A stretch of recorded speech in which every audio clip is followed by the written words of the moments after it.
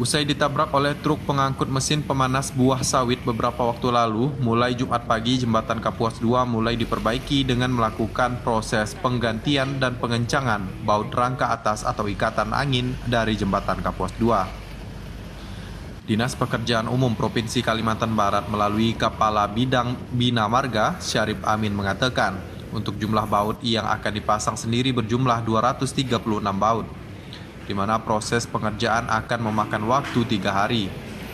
Kemudian perbaikan dilanjutkan dengan penggantian bentang yang patah, jadi total pengerjaan memakan waktu 7 hari. Perbaikan sementara yaitu berupa pemasangan dan penggantian baut-baut jembatan yang rusak, yaitu ada 236 baut yang hari ini kita mulai lakukan penggantian dan perbaikan.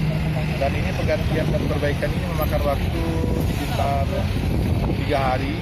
Kemudian ada lagi penggantian satu bentang itu yang patah, itu total memakan waktu 7 hari.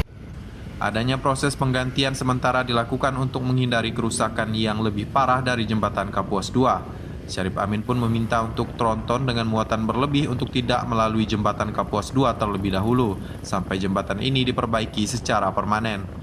Untuk proses perbaikan permanen ini, kami mohon maaf untuk tronton-tronton yang bermuatan di atas 40 belum bisa melintas ini, karena kami harus uji beban dulu apakah kendaraan di atas 40 feet itu masih layak untuk melintas di jembatan Kapuas.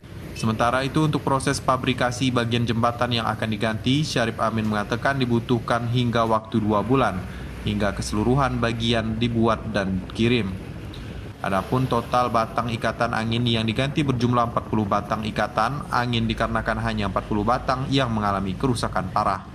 Septapon TV memberitakan.